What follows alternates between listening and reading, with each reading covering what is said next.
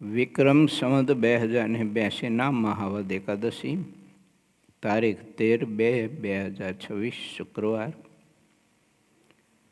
શ્રી સ્વામિનારાયણ સંસ્કારધામ ગુરુકુળ ધાંગધ્રા રોપડા ઘનશ્યામ મહારાજની સાનિધ્યમાંથી આજે આપણી કથા પ્રસ્તુત થઈ રહી છે. આજે પવિત્ર એકાદશીના એવમ શ્રી સ્વામિનારાયણ સંસ્કારધામ જોથાણ સુરતમાં બિરાજતા સમગ્ર સંતો, પાર્ષદો, સાધકો, ટ્રસ્ટીમંડળ અને સમગ્ર હરિભક્તોના ભાવથી મારા જય સ્વામિનારાયણ.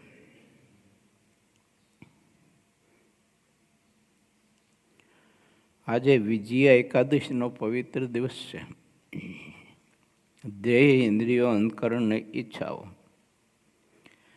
એનો નિગ્રહ કરીને બુદ્ધિને, શ્રદ્ધાને, વિશ્વાસને, ભરોસાને અને સમર્પણને પરમાત્માના ચરણમાં કેન્દ્રિત કરીને આપણે સૌ કોઈ આજનું વ્રત કરીએ.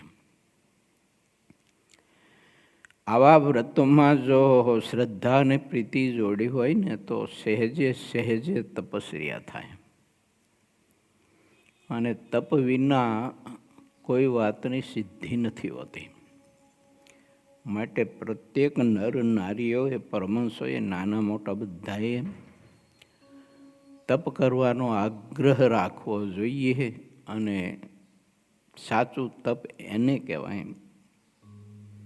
કે શરીરના પોષણને જરૂર નથી, વ્યવહારના પોષણને જરૂર નથી, અને લોકોને બતાવવા માટે અને શરીરને લાડ લડાવવા માટે જે કંઈ આપણે કરીએ છીએ ને એનો ત્યાગ કરવો તે મોટામાં મોટી તપસ્યા છે.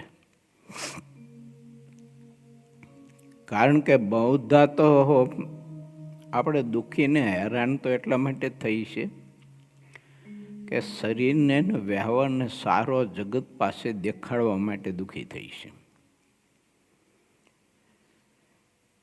માટે વિચારવું ભગવાનના ભક્તોએ કે ઠાકોરજી આ વખતે આપણને આવો અવસર આપ્યો છે મુક્ત થવાનો.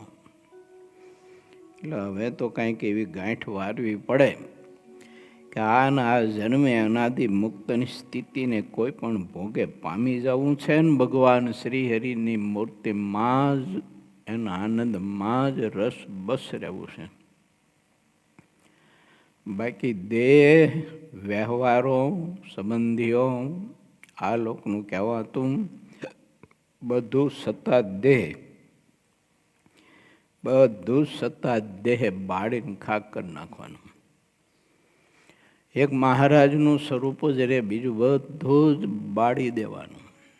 જીવતા દેહ બાળી દેવાનો આપણો.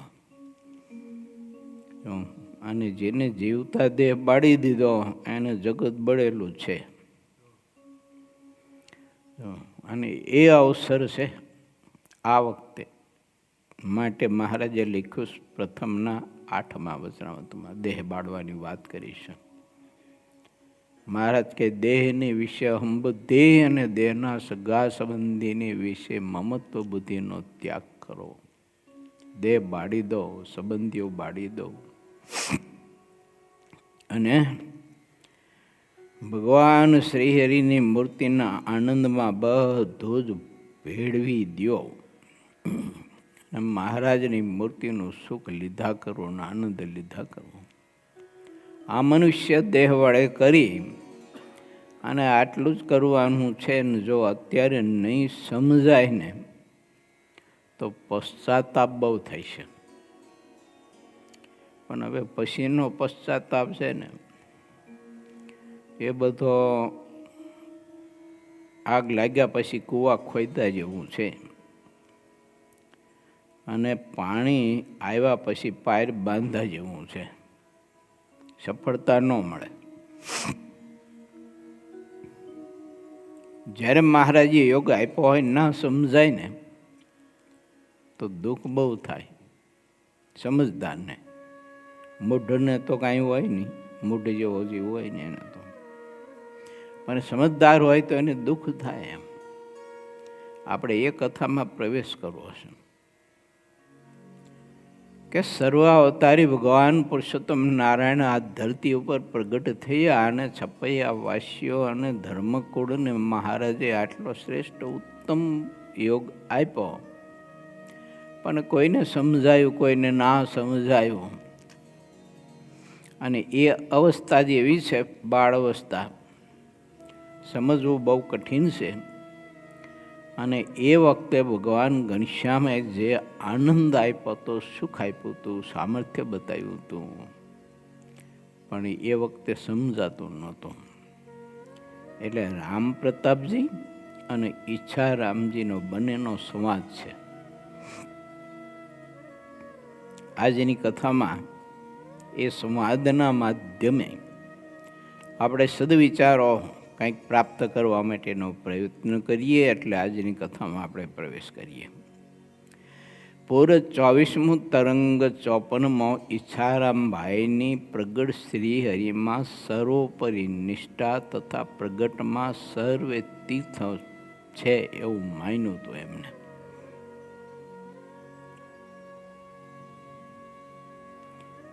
સિદ્ધાનંદ સ્વામી એમ લખે છે કે ઈચ્છારામભાઈએ મોટા ભાઈને જે વાત કહી હતી તે હજી હું આગળ બીજી વાત કહું છું, તે સાંભળો.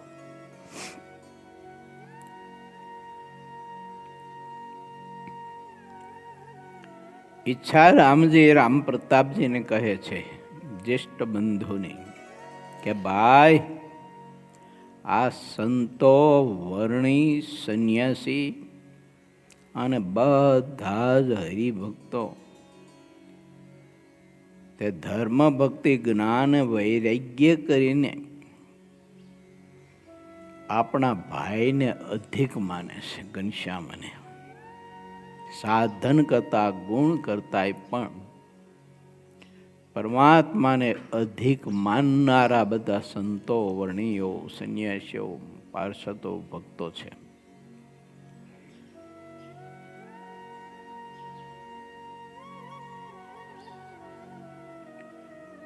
તેઓ પોતે ભગવાન છે.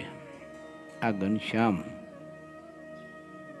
તે પોતાના શિષ્ય એવા નર નારીઓને તથા જે ત્યાગી થયા છે તેમને પોતામાં જેટલો પ્રતાપ રહ્યો હશે તે અત્યારે હરિભક્તને ઘેર,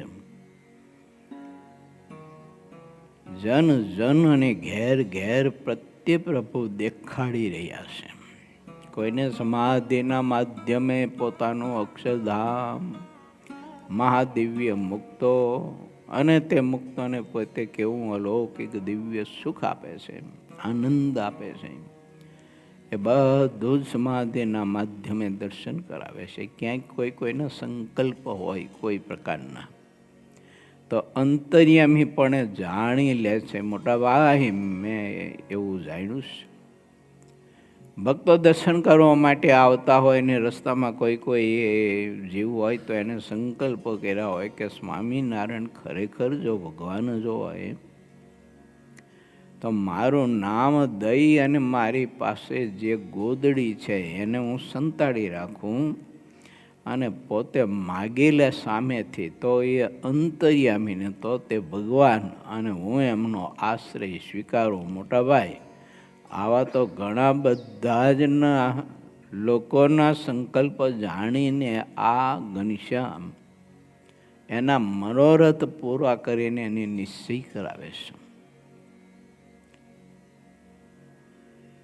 ત્યારે રામ પ્રતાપભાઈ બોલ્યા કે ઈચ્છારામજી, શ્રી હરિએ મને પણ અપાર પ્રતાપ દેખાડ્યો છે, પણ તે ભૂલવાડી દેતા હતા. તેથી હું તેમના પ્રતાપને ભૂલી ગયો છું.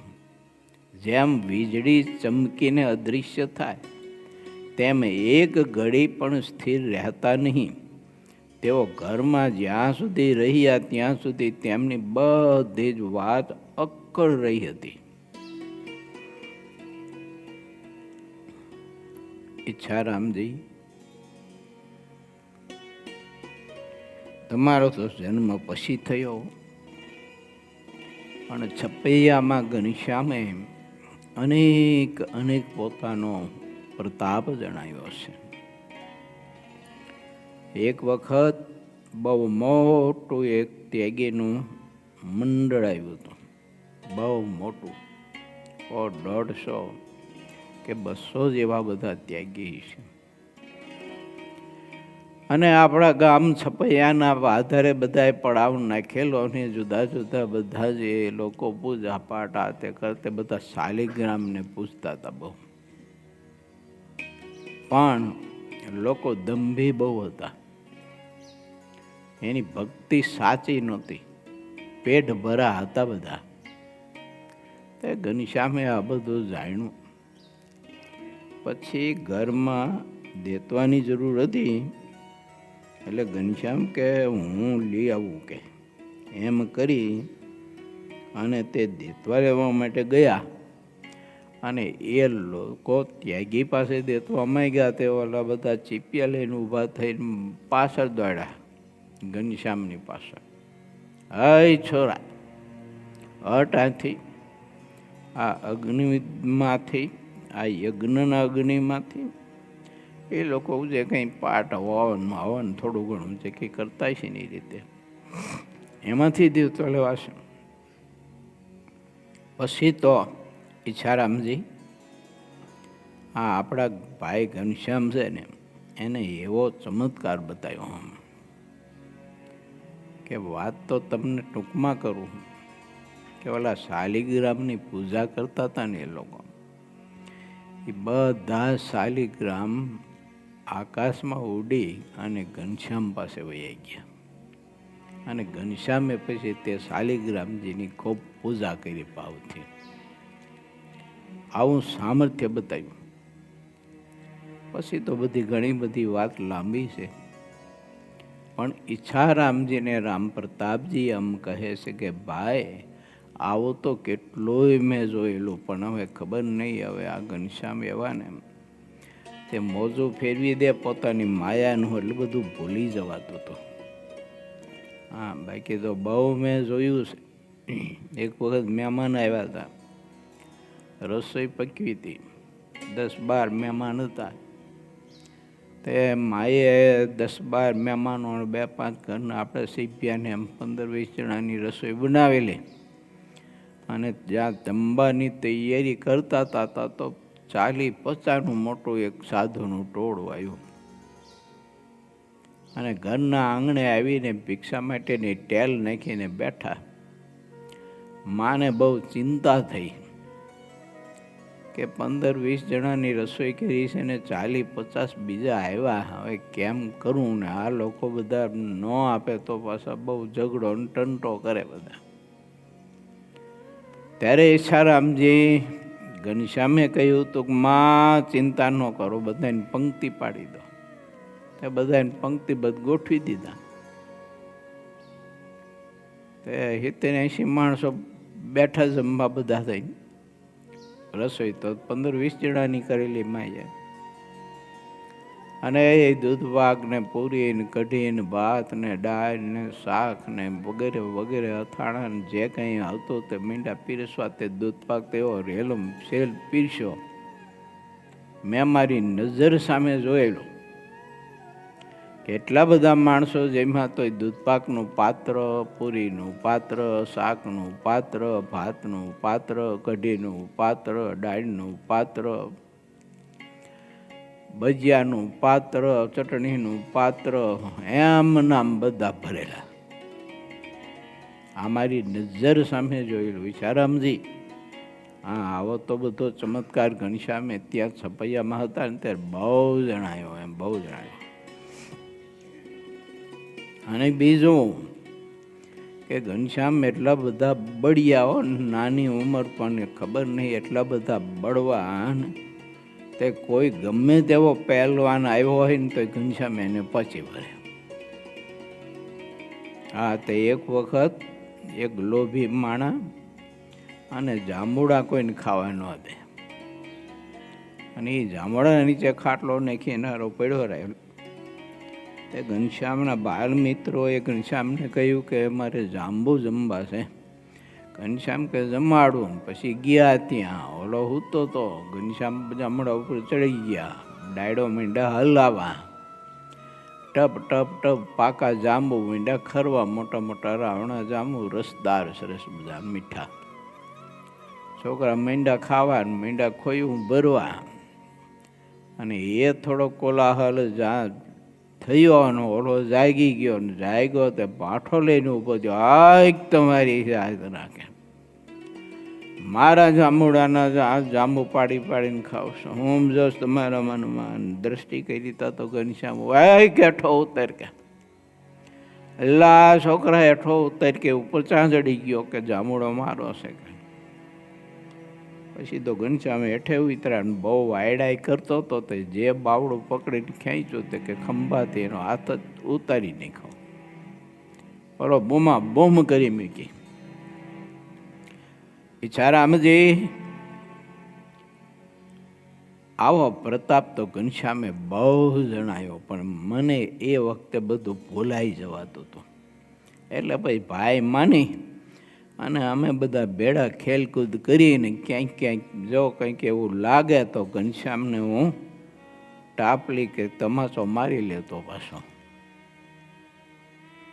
પોતાના સ્મરણો યાદ આવે છે રામ પ્રતાપજીને બાલ્યકાળના.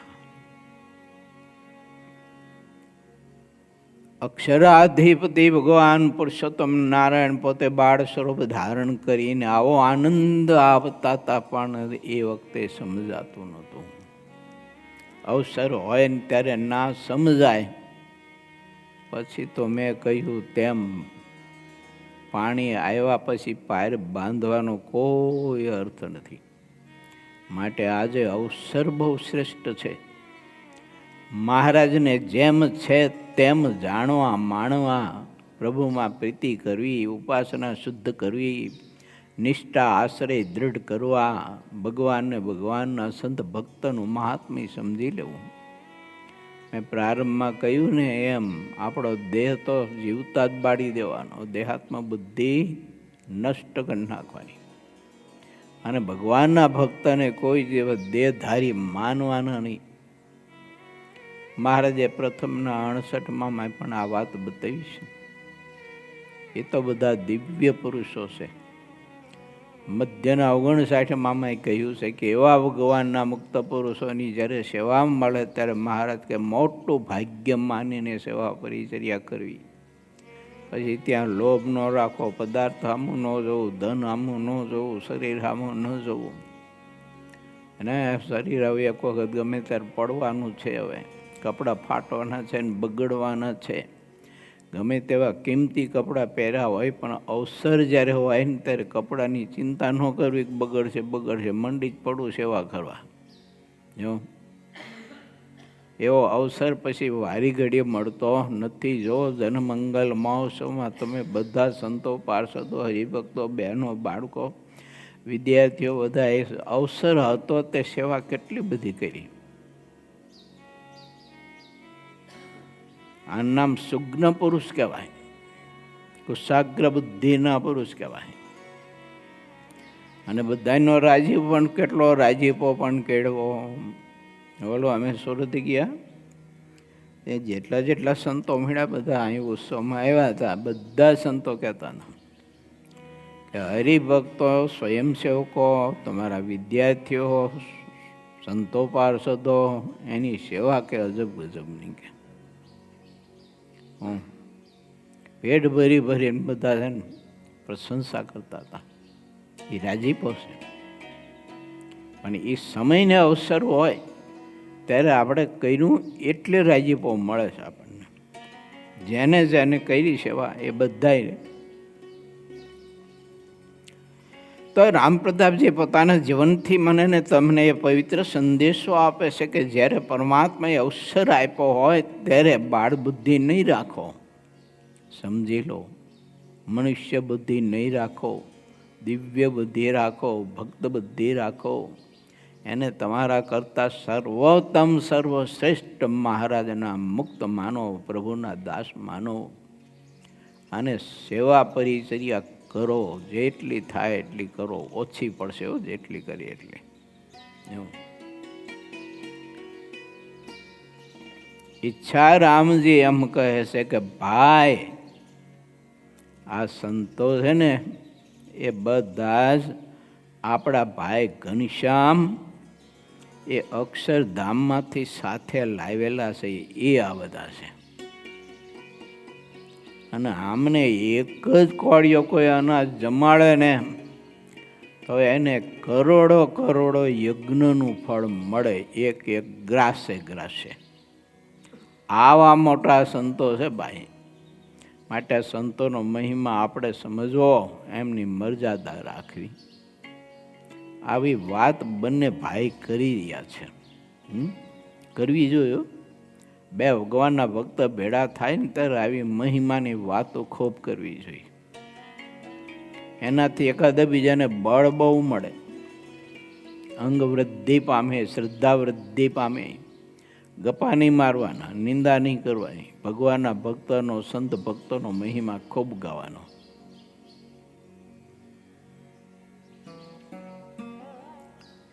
રામ પ્રતાપજી પોતાના બાલ્યકાળના ઘનશ્યામના સામર્થ્ય, ઐશ્વર્ય એના દર્શન પોતે કરેલા છે, અનુભવેલું છે. અને જ્યારે કુસ્તી કરતા હોય ત્યારે ગમે તો બળવાન હોય તો ઘનશ્યામ રમત માત્રમાં એનું બાવડું પકડીને આકાશમાં ઉડાડીને હેઠું નાખી દેતા. રામ પ્રતાપજી દર્શન કરેલા. બે રાક્ષસો આવેલા, પ્રભુની બધા સ્નાન કરતા હતા મીન સરોવરમાં. પેલા રાક્ષસ આવ્યા તે બાળકના રૂપ લઈને એમની ભેળા સ્નાન કરવા માંડી પડ્યા. આશય હતો ઘનશ્યામને મારી નાખવાનો. રામ પ્રતાપજી એમ કહે છે કે ઈશારામજી મેં મારી નજર સામે જોયું, ઘનશ્યામે ડૂબકી મારી અને એકનો પગ પકડી અને પછી જે આકાશમાં ઉલાર્યો ને તે આકાશમાં ઉલારીને 1-2 કિલોમીટર આગો નાખી દીધો. એને નજરે મારી જોયેલી વાત છે. બહુ બળવાન છે ઘનશ્યામ કે. હા, એવો બળવાન. ઓલો એટલો બધો મજબૂત માણસ હતો ને પહેલવાન હતો, પણ એનો પગ પકડી અને જેમ ગોફણથી પથ્થરો ફેંકે ને એમ આને ફેંકી દીધો. એને કોઈ પહોંચી ન શકે. હા, એવા બળવાન. જેટલા અભિમાનીઓ હતા ને તે બધાના અભિમાનને આ તરત જ ઘનશ્યામ ટાળી દેતા. કોઈથી પાછા પડતા નહીં. સિંહની સન્મુખ પણ પગલાં ભરીને જતા મેં જોયા છે. ગાયો ચારવા જતા અને બહુ જ ઘાટી ઝાડી હોય ને જંગલ હોય ત્યારે ઓલા સિંહ ગાયોને મારવા માટે થઈને આવે, તરફ મારવા તો ઘનશ્યામ દોઢ દઈને સિંહની સામે જઈને ઊભા રહે અને સિંહને તમાચો મારીને પાછા વાળી દે. ઘનશ્યામના પ્રતાપે ખબર નહીં કે સિંહ પછી બકરી જેવો થઈ જતો, પછી ગાય જેવો થઈ જતો. આ બધું દર્શન કરેલું રામ પ્રતાપજી. અને જ્યારે ગાયો ચારવા જતા ત્યારે વનમાં વગડામાં ફરતા. રાત પડી જાય તો ત્યાં હોઈ રહેતા, હાથનું ઓછું કરીને. તે એમને કોઈ જીવજંતુનો ભય જ લાગતો નહીં. ને તો વીંછી ને એરો પડ્યા ને કાંઈક બધા ઝેરી જીવાત બહુ હોય જંગલમાં. તો એ નિર્ભય થકા હોઈ રહેતા. જ્યારે આ ઘનશ્યામ 5 વર્ષના હતા ત્યારે બધા છોકરાઓ ભેળા થઈ તેમને ગામની બહાર રમવા લઈ ગયા હતા. આમને એક આંબાની નીચે બેસાડીને છોકરાઓ રમવા લાગ્યા. સાંજનો સમય થઈ ગયો, આંધી ચડીને અંધકાર થઈ ગયો. તે સમયે એકબીજાને લગાર પણ કોઈ દેખતા નહીં, એટલી આંધી જામી ગયેલી. તેમાં વળી પાછો વરસાદ વરસવા લાગ્યો અને અપાર ગાજવીજ થવા લાગ્યા. આ જ્યાં બેઠા હતા ને ઘનશ્યામ, તે ઝાડ તે સમયે મોડથી ઉખડીને હેઠે પડી ગયું અને પોતે ઝાડની નીચે બેસી રહ્યા. અને તે સિવાયના બીજા કેટલાક ઝાડ ઉખડી ગયા. આવું તોફાન બધું મંડાણું. બધા બાળકો શ્રીહરિને ભૂલી ગયા અને ગામમાં ભાગી ગયા. બધા મોટીઓ વારી વારીને હવના ઘેર.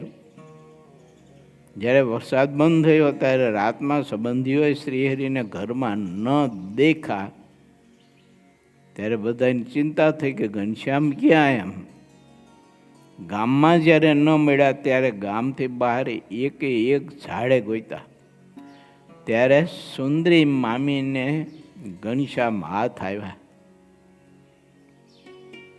આમે જોયેલું બધું મોટું જબરજસ્ત આકાશને આંબી જાય એવું તોતિંગ જેવું મોટું ઝાડવું પડી ગયેલું અને ઘનશ્યામ એના નીચે મસ્તીથી બેઠા હતા.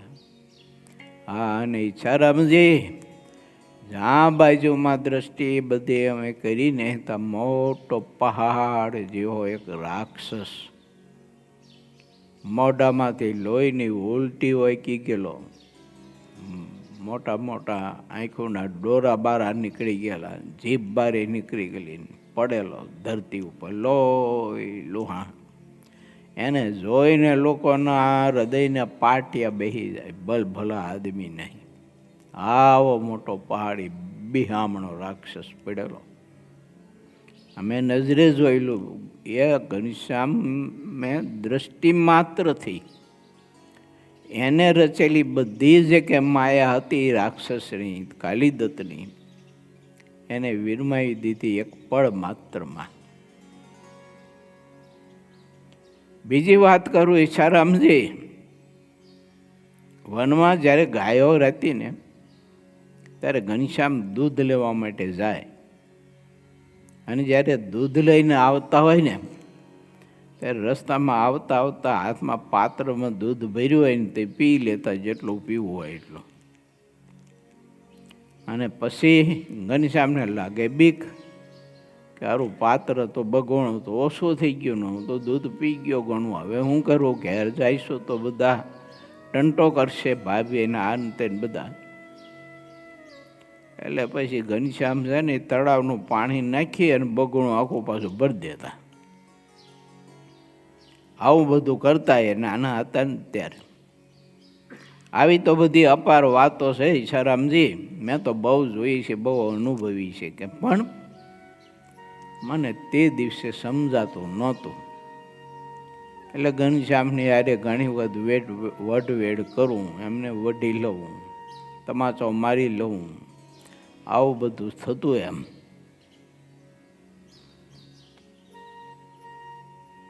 પછી થોડાક મોટા થયા અને અયોધ્યામાં જ્યારે આવ્યા ત્યારે અયોધ્યામાં જેટલા મંદિરો હતા ને તેના મુખ્ય બધા જ એ મંદિરોના દર્શન કરવા ઘનશ્યામ બાળ મિત્રોને લઈને રોજે રોજ જાતા.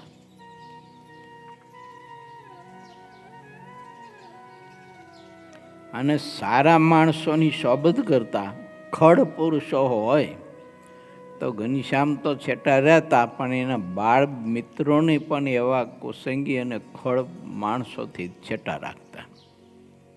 આવી એમની પ્રકૃતિ હતી પહેલેથી, નાનપણથી.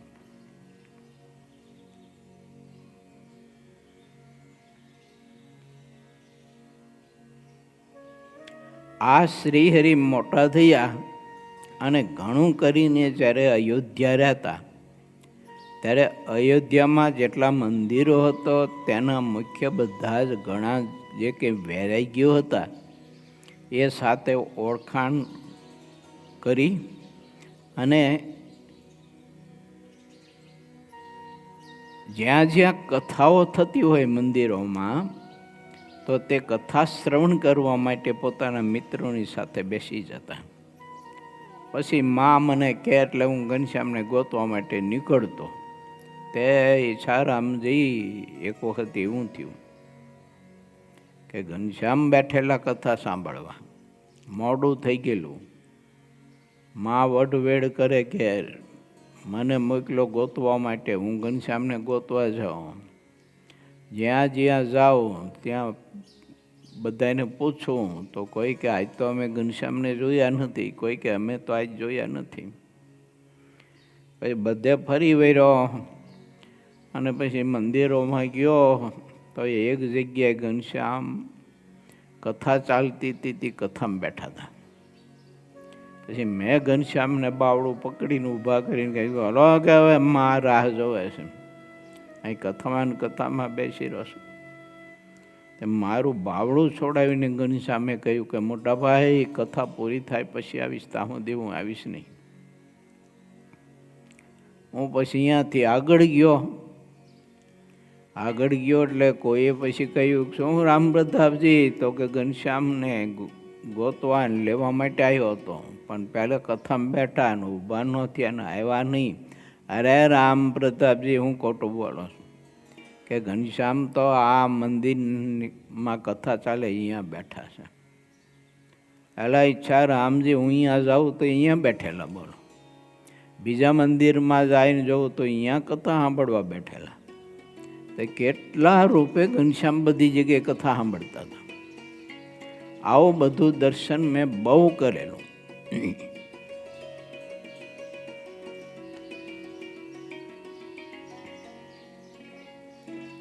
આમને માટે એટલે કે ઘનશ્યામના માટે થઈને તો આપણા માતા પિતાએ અયોધ્યાપુરીમાં રહેવાનો નિર્ધાર કર્યો હતો. શા માટે? તો કે સપૈયામાં બધા ઉત્પાતો આવવાના અર્થ થતા હતા ને એટલે. જ્યારે માતા પિતાનું મરણ થયું ત્યારે થોડાક દિવસોમાં શ્રીહરિ આપણાથી છાના ઘેરથી ચાલી નીકળ્યા હતા. ત્યારે મેં બહુ જ વિલાપ કર્યો હતો. કેટલાય દિવસ સુધી તેમને ખોડતો રહ્યો, પણ ફરી તેમનો કાંઈ પત્તો જ ન લાગ્યો, સમાચાર મળ્યા નહીં. આ માયાજીતાનંદ મુનિમાં ભગવાને જ્યારે પ્રવેશ કર્યો ત્યારે તેમણે અમને ગોતી લીધા. ફરતા માયાજીતાનંદ સ્વામી છપૈયા અયોધ્યા પહોંચ્યા અને ઘણો સમય ત્યાં રોકાઈ અને પછી આ બધા ખબર અંતર કંઈક મેળવાય છે. પૂછે બધાને માયાજીતાનંદ સ્વામી કે અહીંયા તમારા અયોધ્યામાંથી કોઈ પરિવારમાંથી એક નાનો છોકરો ઘનશ્યામ કરીને વયો ગયો હોય, આવું કંઈ તમારા ગામમાં કંઈ બનેલું? તો કોઈ વડીલો હા કે બનેલું. એ બાપુ ક્યાંથી આવો છો? કે ગુજરાતમાંથી. તો કે અમારા ગામમાં એ તો બનેલું કે અમારે ધર્મદેવ ને ભક્તિ માતા છપૈયાથી અહીં રહેવા આવેલા પાંડે પરિવાર, અને એમનો એક છોકરો હતો ઘનશ્યામ કરીને, અને એ પછી એના માતા પિતા તો વહી ગયા ધામમાં, પણ એની ભાભી ને એના ભાઈઓ બેન બધાને હોતા મૂકીને વયા ગયા. બહુ ગોયતા મળ્યા નહીં. હજી લોકો બધા બહુ દુઃખી છે કે આ રીતે છે ને. માયાજીતાનંદ સ્વામી એકાદા બીજાને પૂછી અને અયોધ્યાવાસીનો પત્તો મેળવો.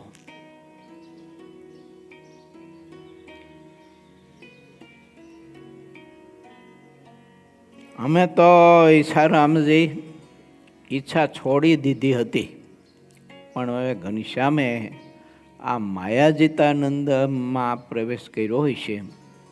તો એ માયાજીતાનંદ સ્વામી ત્યાં આવ્યા અને અમને બધી ખબર આપી ઘનશ્યામની કે ઘનશ્યામ તો ભગવાન તરીકે ગુજરાતમાં લોકો એને માને પૂજે છે ને લાખોના કલ્યાણ કરી રહ્યા છે. આ બધા સમાચાર પછી અમને મળ્યા એ માયાજીતાનંદ સ્વામી દ્વારા. ઘણી બધી જ મુનિ બહુ જ સુગ્ન હતા, એટલે અમને જ્યારે પૂછતા હતા ને પરિવારનો પરિચય, ત્યારે ઘણી બધી વાતોની નિશાનીઓ પણ અમારી પાસે મેળવતા ને આપતા, અને એમ કરીને બધો પરિચય મેળવતા. જો કે ઈચ્છારામને તો મારા કરતાં પણ ઘણો વધુ જ અહીં આવવા માટેનો વેગ હતો, તેથી તે ચાલવા માટે તૈયાર થઈ ગયા. ઈચ્છારામ તૈયાર થઈ ગયા છે એમ જ્યારે મેં જાણ્યું ત્યારે હું પણ દ્વારકાની યાત્રાને નિમિત્તે તૈયાર થયો. અમારા દેશમાં લોકો દ્વારકાનું ઘણું જ મહાત્મ્ય જાણે છે. આવી વાત 2-5 સંતો અને હરિભક્તો પાસે રામ પ્રતાપજી કરતા હતા. કે માયાજીતાનંદ સ્વામીના યોગ્ય કરીને ઘનશ્યામનો પત્તો જ્યારે અમને મળ્યો અને અમે મેળવો, પછી વાત સાંભળીને તે ઈચ્છા રામજીની ધીરજતા જ ન રહી, કારણ કે એને સ્નેહ બહુ હતો. એટલે હફાળા એ તો ગુજરાતમાં આવવા માટે ઘરમાંથી નીકળી ગયા, ચાલતા થઈ ગયા. રસ્તામાં શું થાય છે નહીં થાય ને ક્યાં જમશું ને શું કરવું ને કશું જ નહીં ભાતું નહીં, વાટ ખર્ચી અને નીકળી ગયા. ને એમને નીકળતા જોયા એટલે રામ પ્રતાપજી કહે છે કે એ સંતો ભક્તો, હું પણ એમની સાથે પછી ઘનશ્યામને મેળવવા માટે મળવા માટે હું પણ નીકળી ગયો. દ્વારકાની યાત્રાનું મિસ લઈને નીકળો. ત્યારે આ બધી વાત કરતા હતા, ત્યારે બધા બે ભાઈનો સંવાદ સાંભળીને શ્રીહરિએ તેમને કહ્યું કે તમે બંને ભાઈ દ્વારકા જાઓ, જેટલો ખર્ચ થશે ને તે તમે જ્યારે જાઓ ત્યારે અમે અપાવી દઈશું. રામ પ્રતાપજી શ્રીહરિની આ વાત સાંભળીને મનમાં અપાર ખુશ થઈ ગયા. જ્યારે વસંત પંચમીનો ઉત્સવ થઈ રહે ત્યાર પછી નીકળવું તેવી તેમણે તૈયારી કરી હતી. ઈચ્છારામભાઈની સમજણ. ત્યારે ઈચ્છારામભાઈએ મોટા ભાઈને કહ્યું કે મારે માટે તો અહીંયા જ કરોડો તીર્થો છે. કેમ છે? જ્યાં પ્રગટ ભગવાન હોય ને ત્યાં જેટલા તીર્થ છે તે બધા જ રહ્યા છે. મને આવું સમજાય છે કે જ્યાં પ્રગટ શ્રીહરિ હોય અને જ્યાં પ્રગટ શ્રીહરિના આવા બ્રહ્મવેતા સંતો હોય ત્યાં બધા જ તીર્થો પણ આવતા હોય છે. અને જ્યાં પ્રગટ ભગવાન રહેતા હોય ત્યાં મોટા મોટા સૃષ્ટાઓ પણ એ તીર્થનું દર્શન કરવા માટે આવતા હોય છે. અને મોટા ભાઈ વધુ જો કહું ને તો મને સમજાયું છે એ પ્રમાણે તો કે આ જે સંતો છે ને એ સંતો જે સરોવરમાં પગ બોળે, જે વૃક્ષ નીચે બેસે અને જે વૃક્ષનું ફળ ફૂલ જમે એનું તો કલ્યાણ થાય, પણ તે તીર્થરૂપ થઈ જાય. એટલે મોટા ભાઈ મને તો હવે આવા જંગમ તીર્થ બધા મળી ગયા છે, એટલે મારે તો કાંઈ ઈચ્છા જવાની ક્યાંય છે નહીં. આપણને સમજાવે છે, પ્રગટનો મહિમા સમજાવે છે. જ્યારે ભગવાન શ્રીહરિ આપણા ઉપર કૃપા કરીને શ્રીહરિ પોતે આપણને આવી રીતે મળ્યા હોય અને એવા જ્યારે આપણને ભગવાનને સંત હરિભક્તના યોગ આપ્યા હોય ત્યારે પછી મારે તમારી બીજી ઈચ્છાઓ રાખવી નહીં. આ લોકની રીતે વ્યવસ્થાના ભાગ રૂપે ભક્તોના આનંદ માટે, સમાસ માટે આપણે તીર્થો કરીએ, આ કરીએ, તે કરીએ, એ વસ્તુ આખી જુદી છે અને કરવાही જોઈએ, પણ ઈચ્છા ન રાખવી જોઈએ કોઈ પ્રકારની. કેમ? તો કે પોતાને મળેલા જે સંત ભક્ત એના ચરણમાં 68 તીર્થ વાસ કરીને રહેતા હોય છે. એનું દર્શન કરે તો એને 68 તીર્થનું ફળ ઘેર બેઠા પ્રાપ્ત થતું હોય છે. માટે આવો મહિમા આમાંથી મારે તમારે પ્રાપ્ત કરવો અને સમજવો.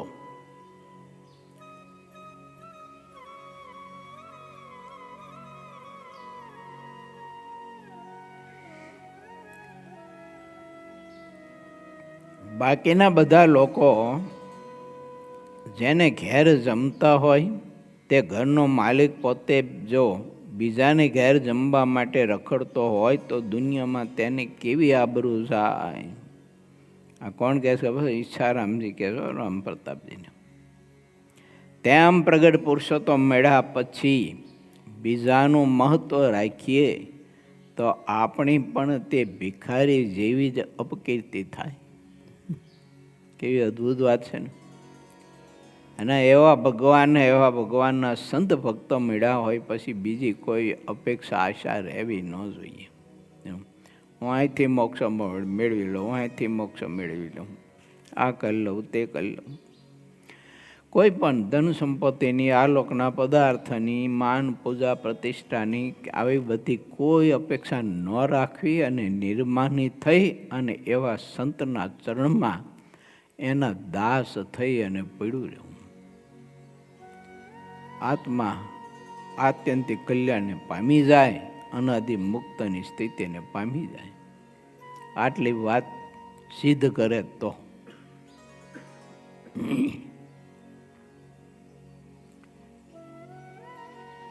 જો આ વાત સમજાઈ જાય તો પ્રગટ પુરુષોત્તમ મળ્યા પછી બીજાનું મહત્વ રાખીએ તો આપણી ઘણી બધી ભિખારી જેવી અપકીર્તિ થાય. હા, જેને એવી અપકીર્તિ કરવી જ હોય તે ભલે ઘેર ઘેર જમતા હોય ને ઘેર ઘેર ભલે ફરતા હોય, તે તો વહેતી ગંગાના જળોનો ત્યાગ કરીને કિનારે કૂવો ખોદીને પાણી પીવે એવા મૂર્ખ છે.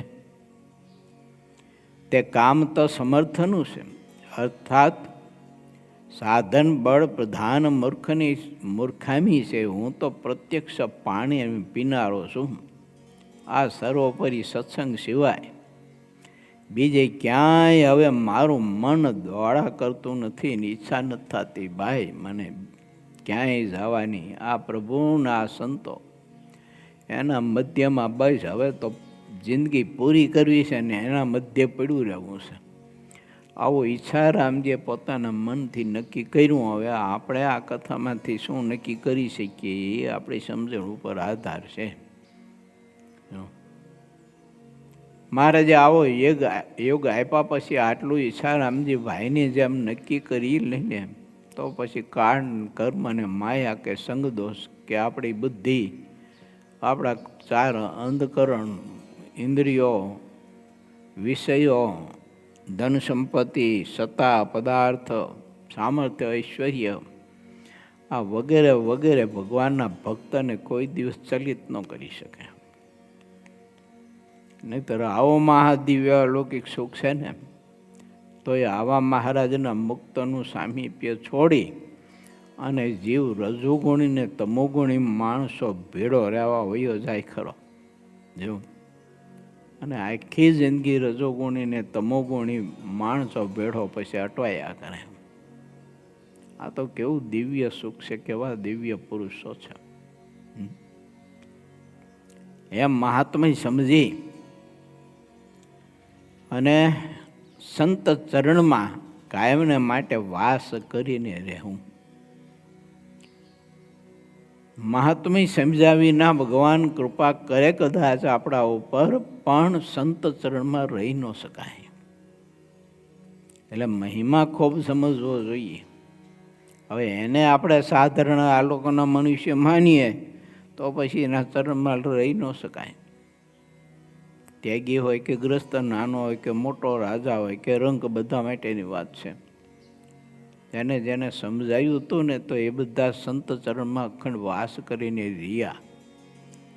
રહ્યા તો ખરા, પણ એ સંત ચરણમાં સ્થિત રહેવા માટે થઈ અને ગમે તેટલું ત્યાગવું પડ્યું અને ગમે તેટલું સહન કરવું પડ્યું, તો એ મૂંગા મોઢે સહન કરીને પણ એ સંત ચરણમાં બધા મહાપુરુષો સ્થિત રહ્યા. કારણ કે એને સમજાયું હતું કે આ ચરણમાં જ રહેવાથી નિર્ભયતા છે અને જન્મ મરણથી આત્મા મુક્ત થશે. આ ચરણ છોડશે તો આત્મા ભવાટીમાંથી મુક્ત નહીં થઈ શકે, આવું સમજાયું હતું. બાકી એ મહાપુરુષોને ભગવાનના સંતના ચરણમાં ઉઠાવવા માટે માયાએ અને પ્રભુ પ્રેરિત રીધિ સિદ્ધિઓએ બહુ પ્રયત્ન કર્યા કે આને ગમે તેમ કરીને પ્રભુના અને સંત ચરણમાંથી ઉઠાવી લો, પણ માયા ફાવી નહીં. ઘણા બધા એનાથી રચાય એટલા પેતરા રીચા, બધા વ્યૂહ રીચા, ઘણા બધા પ્રલોભનો આપ્યા, ધન સંપત્તિના, સત્તાના, રાજ્યના, ઐશ્વર્યના, સામર્થ્યના. કોઈ જગ્યાએ તો મૃત્યુના ભય મોટા ઊભા કર્યા, પણ તોય ભગવાનને સંત ચરણમાંથી સ્થિત થયેલા પુરુષો જરાય ચલિત ન થયા. મને ને તમને પવિત્ર સંદેશો મહાપુરુષોએ આપ્યો છે કે કેમ, તો કે આ જ નિર્ભય ચરણ છે, આમાં જ સાચું સુખ છે. બાકી સામર્થ્ય, ઐશ્વર્ય, ધન સંપત્તિ, મોટપ કે સત્તા કે રાજ સંપત્તિ બધો જ દુઃખરૂપ છે. જો ન હોય તો મોટા મોટા સમ્રાટો એ રાજ્ય, ધન, સમૃદ્ધિ ને સંપત્તિ મૂકીને જંગલમાં હરીની આરાધના કરવા શા માટે જાય? મહારાજે આ બધી વાત વચનામૃતમાં દોહરાવી છે. મહારાજ કે સ્ત્રીમાં સુખ હોય તો ચેતરકેતુ રાજાએ 1 કરોડ સ્ત્રીનો ત્યાગ કરી અને જંગલમાં હરિની આરાધના કરવા માટે શા માટે જાય? એમ પરસ્પર ભગવાનના ભક્તોએ, બહેનોએ કે પુરુષોએ આ લોકની સમૃદ્ધિ સંપત્તિ, એકાદ બીજાના શરીરો, એકાદા બીજાથી પ્રાપ્ત કરેલી સંપત્તિઓ, સાધનો, આ બધું જ દુઃખરૂપ માનવું. એમાં કાંઈ સુખ નથી. આવા સત્સંગને છોડીને બીજી જગ્યાએ જે ભટકે છે તે તો અમૃતને છોડીને ઝેરમાં અમૃતની ભાવના કરે ને તેવો ગાંડો છે. બોલો, નારંગી માનીને ઓલો ઇન્દ્રમનું ખાય એવો બુદ્ધિહીન છે માણસ.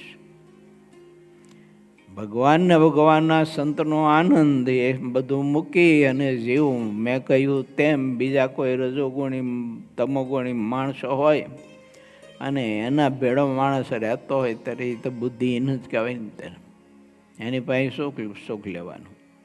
ગમે તેવો ભલાનું કહો મોટો સમ્રાટ હોય, એની પાસે અબજો રૂપિયા હોય, કરવાનું શું? ભગવાન નથી ત્યાં, ઠાકોરજી નથી ત્યાં, ધર્મ નથી, નીતિ નથી, સંત નથી, સદાચાર નથી. તો જ્યાં નીતિ છે, સદાચાર છે, પ્રભુ છે, જ્યાં સંત છે, જ્યાં ભક્ત છે, ત્યાં સુખ છે. જ્યાં કામ, ક્રોધ અને લોભ નિવાસ કરીને રહ્યા હોય, ત્યાં અધર્મનો વંશ નિવાસ કરીને રહેતો હોય અને ત્યાં જઈને કોઈ રહે તો કેવી રીતે સુખી થાય? બધી રીતે દુઃખી થાય. જ્યાં કામ હોય છે ત્યાં રામ હોતા રહેતા નથી, અને જ્યાં રામ હોય છે ત્યાં કામ રહેતો નથી.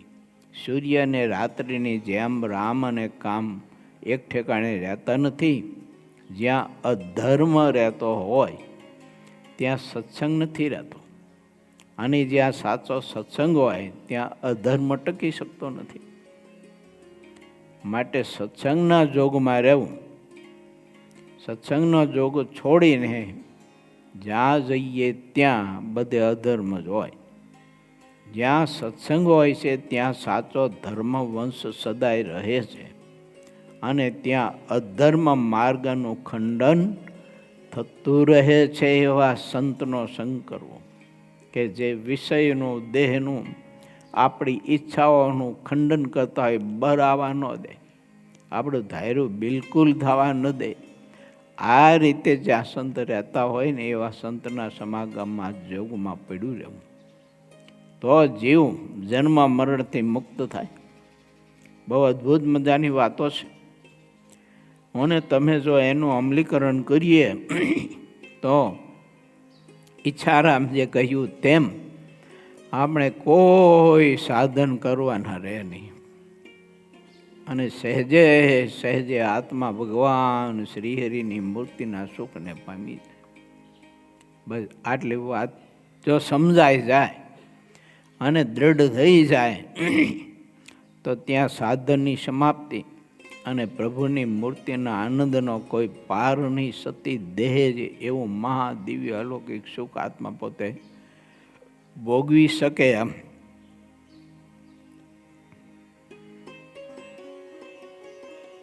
ઇતિ શ્રી સહજાનંદ સ્વામી શિષ્ય સિદ્ધાનંદ મુનિ વિરચિત શ્રી હરિચરિત્રામૃત સાગરના ચતુર્વિશ પૂર્વમાં ઈચ્છારામભાઈની પ્રગટ શ્રીહરિમાં સર્વોપરી નિષ્ઠા તથા પ્રગટમાં સર્વે તીર્થ માયના એ નામે 54મો તરંગ સમાપ્ત થયો. આવું મનાય? કહો જોઈ. આપણને મળે ભગવાનના એવા સંત પ્રભુ આપણને યોગ આપી દે, ગમે ત્યારે કાયલ પમ દિવસે, વર્ષે, 2 વર્ષે, 5, 25 વર્ષે, જન્મે 2 જન્મે, ગમે ત્યારે. તો એવું મને જાય કે હવે કોઈ તીર્થ કરવાની જરૂર નથી, બધા તીર્થ માત્ર પ્રાપ્ત થઈ ગયા મને. તો મહારાજ તો ત્યાં સુધી બોલ્યા છો, હા મહારાજ તો કે એવા સંતનું દર્શન થાય ને ત્યારે એવું માનવું કે મને સાક્ષાત ભગવાનનું દર્શન થયું, અને એવા સંત મળે ત્યારે માનવું કે મને સાક્ષાત ભગવાન મળી ગયા એમ. અને એને ધામ કીધું છો સિદ્ધાનંદ સ્વામી, એવા સંતને ધામ કીધું છે. અને એવા સંત મળ્યા એટલે આત્મા અક્ષરધામમાં બેસી ગયો. એને મરીને અક્ષરધામમાં જવું એવું પછી એને રહેતું નથી. પણ આવી શ્રદ્ધા, વિશ્વાસ, ભરોસા સાથે આપણે એમાં જોડાવી જોઈએ. બહુ મજાની અદ્ભુત વાત અદ્ભુત છે, અને પ્રાપ્તિ પણ એવી અલૌકિક ને અદ્ભુત છે આપણને. હવે આ પ્રાપ્તિનો મહિમા જેટલો આપણે સમજીએ, અને એ પ્રાપ્તિ થઈ છે એનો જેટલો આપણને કેફ રહે, અખંડ અખંડ આત્મા એટલો મહારાજની મૂર્તિના સુખથી ભૈરો ભૈરો રહે, નિત્તરતો રહે. ત્યાગ, વૈરાગ, મહારાજ પ્રત્યેની નિષ્ઠા, ભક્તિ, ઉપાસના વગેરે વગેરે સદગુણોથી આત્મા આખો એને હૈરો ભૈરો રહે. આ એવો મહારાજે આપણને બધાને યોગ આપ્યો. શ્રી હરિની ખૂબ કૃપા. શ્રીપતિમ સિદ્ધરમ સર્વદેવીશ્વરમ ભક્તિધર્માતુજમ વાસુદેવમ હરે માધવમ કેશવમ શ્રીકામદામ કારણમ સ્વામિનારાયણમ નીલકંઠમ ભજે. સહજાનંદ સ્વામી મહારાજની જય.